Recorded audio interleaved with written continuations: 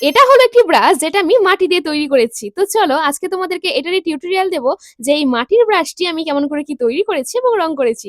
So hi hello নমস্কার, আমি জুই। তোমরা সকলে কেমন আছো? তো এই ব্রাশটিকে তৈরি করার জন্য প্রথমে বেশ কিছুটা মাটি নিয়ে নিয়েছি, তারপরে হাতের সাহায্যে এরকম টাইপের একটা শেপ দিয়ে নিয়েছি। এরপরে জল দিয়ে একটু ভালো মতো করে মসৃণ করে নিয়েছি। আর এখন আমি তৈরি করছি হচ্ছে ব্রাশের ওপরের দিকের পোরশনটা।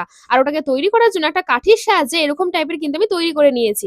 তারপরে ওটা যাতে খুব ভালো করে সেট হয়ে যায় সেজন্য দেখো এখান থেকে কিন্তু আমি একটু আঠারো কিন্তু ব্যবহার করেছি। আর হ্যাঁ, তোমরা যদি চাও যে আমি তোমাদের রিকোয়েস্ট অনুযায়ী মাটি দিয়ে কোনো কিছু তৈরি করি তাহলে অবশ্যই কিন্তু কমেন্ট বক্সে লিখে যেও। তো যাই হোক, এদিকে আমার ব্রাশ কিন্তু একদম তৈরি। এবারে চলো আমি তোমাদেরকে এটা রং করে দেখাই। তবে তার আগে কিন্তু আমি একদিনের জন্য রোদে খুব ভালো করে এটাকে শুকিয়ে নিয়েছিলাম। আর তারপরেই কিন্তু আমি এটাকে রং করতে বসেছি। তবে রং করার আগে প্রথমে কিন্তু এটার উপরে একটা বেস কালার করতে হবে। কারণ বেস কালার না করলে কিন্তু অন্যান্য কালারগুলো এর উপরে ফুটবে না। সেজন্য প্রথমে একটা বেস কালার দিয়ে নিয়ে তারপরে কিন্তু আমি এটার উপরে পিঙ্ক কালার এপ্লাই করব। বাই দ্য ওয়ে, তোমরা যারা আজকে আমাকে একদম প্রথম দেখছো তাদের উদ্দেশ্যে বলে রাখি যে আমি কিন্তু মাটি দিয়ে বিভিন্ন ধরনের জিনিস তৈরি করে সেটাকে রং করে থাকি। তাও আবার তোমাদের রিকোয়েস্টে। তাই তোমাদেরও মনে যদি কোনো ইচ্ছা থেকে থাকে যে আমাকে তোমরা চাও যে আমি মাটি দিয়ে সেই জিনিসটা তৈরি করে দেখাই, তাহলে অবশ্যই আমাকে কমেন্ট করে লিখে যেও। কারণ নেক্সট কিন্তু আমি তোমাদেরই কমেন্ট অনুযায়ী কিছু তৈরি করার চেষ্টা করব। তো যাই হোক, এবার ভিডিওতে ফেরা যাক। তো দেখো এখানটাতে পিঙ্ক কালারটাকে কিন্তু আমি ব্রাশের উপরের দিকেও দিয়েছি আর মাঝখানের পোরশনটাতে এবং সবথেকে শেষে কিন্তু একটু পিঙ্ক কালারটা দিয়েছি। আর হোয়াইট কালার দিয়ে একটু কিন্তু মাঝখানের দিকে আমি ডিটেইলিং এড করে দিয়েছি। যাতে এটা সত্যিকারের কিন্তু ব্রাশের মতোই দেখতে লাগে। তো এই তো তোমাদের সাথে কথা বলতে বলতে আমার মাটির ব্রাশটা কিন্তু তৈরি করা একদম কমপ্লিট। এবার তোমরা কমেন্ট করে জানিও যে তোমাদের কেমন লাগলো। আর ভালো লাগলে